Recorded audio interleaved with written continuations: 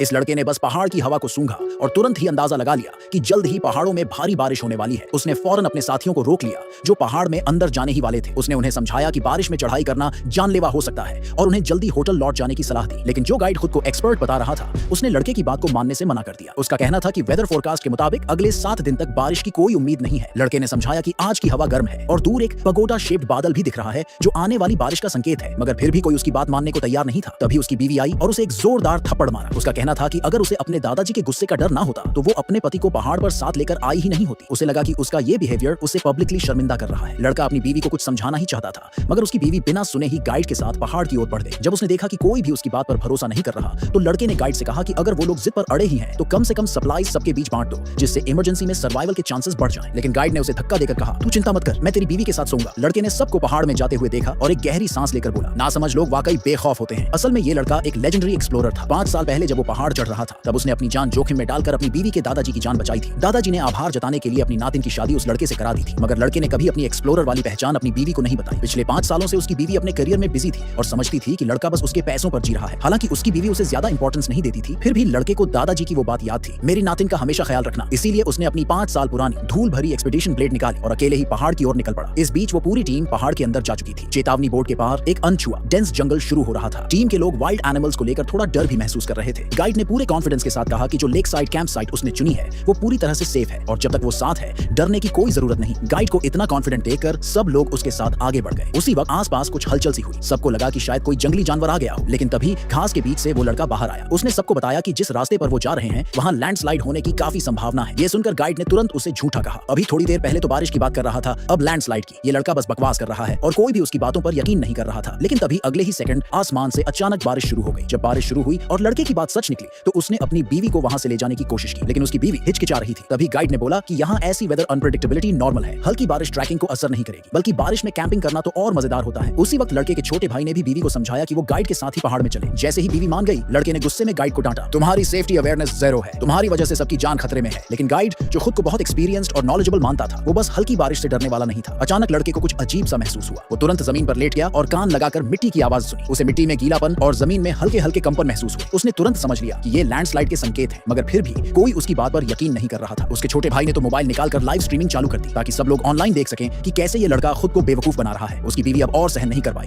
और गुस्से में बोली, तुम हमेशा हमें रोकने की कोशिश करते हो, बस डरते हो। और उसने कह दिया कि पहाड़ से उतरने के बाद वो लड़के से डिवोर्स ले लेगी। गाइड साइड में खड़ा था और अंदर ही अंदर खुश हो रहा था। उसने लड़के को ताना मारा, क्या एक्सप्लोरर बन रहा है तू, शो ऑफ कर रहा है बस। लेकिन तभी छोटे भाई ने देखा कि आसमान से सच में कीचड़ गिर रहा है। जब सबने नजदीक की पहाड़ी की तरफ देखा तो उन्हें समझ आया कि भयंकर लैंडस्लाइड आ रही है, लेकिन तब तक बहुत देर हो चुकी थी। उनके पास भागने का भी टाइम नहीं बचा था। थोड़ी ही देर में मलबा तेजी से उनकी तरफ आने लगा। सब डर के मारे अपनी जान बचाने भागे, लेकिन तब तक वापसी का रास्ता ब्लॉक हो चुका था। लड़के ने सुझाव दिया कि सबको अंदर की तरफ जाना चाहिए, लेकिन गाइड फिर भी उसकी बात मानने को रेडी नहीं था। जब मलबा पीछे का रास्ता बंद कर रहा था, लड़के ने तुरंत सबको अंदर की तरफ ले जाना शुरू कर दिया। इसी बीच एक पल की लापरवाही में गाइड गिर गया। उसने पोर्टरों को लगेज छोड़ने को कहा और उसकी मदद से भाग निकला। उधर लड़के ने एक डैगर से गिरते पत्थरों को काटकर अपनी बीवी को बचाया, लेकिन उसका हाथ घायल हो गया। उसकी बीवी बहुत टेंशन में आ गई, लेकिन वो बोला कि उसे छोड़कर सब लोग पहले भाग जाएं। सबकी नजरों में वो हीरो बन गया और यही देखकर गाइड की जलन और बढ़ गई। खैर, सब लोग मलबे से बच निकले और उन्होंने एक सेफ जगह पर कैंप लगा लिया, लेकिन सारा सामान पीछे छोड़ना पड़ा। अब गाइड पोर्टरों को ब्लेम करने लगा और उनसे बोला कि लगेज वापस लेकर आओ। जब पोर्टर वापस जाने की तैयारी करने लगे तो लड़के ने देखा कि एक पोर्टर का हाथ बुरी तरह से जख्मी है। एक लेडी डॉक्टर ने चेक किया और बताया कि उसे ऊपर से गिरती चीजें लगी हैं। जख्म काफी गहरा था और खून भी बहुत बह रहा था। उसे तुरंत फर्स्ट एड चाहिए थी, लेकिन सारे मेडिकल सप्लाई तो मलबे के साथ चले गए थे। जब सब टेंशन में थे तभी लड़का बोला, मेरे पास एक तरीका है जिससे हम उसकी जान बचा सकते हैं। गाइड ने जब ये सुना तो उसे लगा कि लड़का बस शेख ही बघार रहा है। उसे लगा कि चाहे वो मौसम का अंदाजा लगा भी ले, लेकिन बिना मेडिकल इक्विपमेंट के पोर्टर का इलाज करना पॉसिबल नहीं है। जब गाइड ने लड़के के पास डैगर देखा तो उसे शक हुआ कि वो पोर्टर का हाथ काटने वाला है ताकि उसकी जान बचाई जा सके। डॉक्टर को भी लगा कि शायद यही एक लाइफ सेविंग ऑप्शन है। पोर्टर ये सुनकर बहुत डर गया, क्योंकि वो अपना हाथ यूज करके ही कमाई करता था और अपनी बेटी की पढ़ाई का खर्चा उठाता था, इसलिए उसके लिए हाथ खोना बिल्कुल भी ऑप्शन नहीं था। लड़के ने उसे शांत किया और कहा कि ऐसा कुछ नहीं होगा, हाथ काटने की जरूरत नहीं है। फिर वो दौड़कर पास के जंगल में गया और कुछ जंगली जड़ी बूटियां ले आया जो नेचुरल तरीके से ब्लीडिंग रोकने का काम करती थी। डॉक्टर पहले तो इन अनजान जड़ी बूटियों को यूज करने के लिए मना करने वाली थी, लेकिन सिचुएशन बहुत इमरजेंसी वाली थी और देरी की कोई गुंजाइश नहीं थी। लड़के ने तुरंत उन हर्ब्स को चबाकर पोर्टर के जख्मी हाथ पर लगा दिया ताकि ब्लीडिंग रुक जाए, लेकिन दर्द इतना ज्यादा था कि पोर्टर बेहोश हो गया। ये देखकर गाइड अंदर ही अंदर खुश हुआ और लड़के को ब्लेम करने लगा कि उसने पोर्टर की जान खतरे में डाल दी। बीवी का छोटा भाई तो यहाँ तक कहने लगा कि दीदी को इस लड़के से डाइवोर्स ले लेना चाहिए। उस टाइम उसकी बीवी भी उस पर गुस्सा हो गई और उसे ही दोष देने लगी, लेकिन थोड़ी ही देर में डॉक्टर ने देखा कि पोर्टर के बॉडी में अभी भी जान बाकी है और फिर ब्लीडिंग भी धीरे धीरे रुक गई। लड़के ने सबको समझाया कि ये हर्ब्स पुराने टाइम से ही हीमोस्टैटिक मेडिसिन में यूज होते आए हैं। डॉक्टर उसकी नॉलेज से काफी इंप्रेस हुई और बीवी को भी एहसास हुआ कि वो अपने पति के बारे में बहुत कम जानती थी। पोर्टर का इलाज सक्सेसफुली हो गया, लेकिन अब अगला चैलेंज था वहां से सेफली निकलने का। गाइड ने प्लान किया कि पहले सबको किसी वाटर सोर्स तक पहुंचना चाहिए, लेकिन तभी लड़के ने उसे रोक दिया। उसने कहा कि जंगल में हर जगह वाइल्ड एनिमल्स घूम रहे हैं और अगर ऐसे ही इधर उधर मूव किया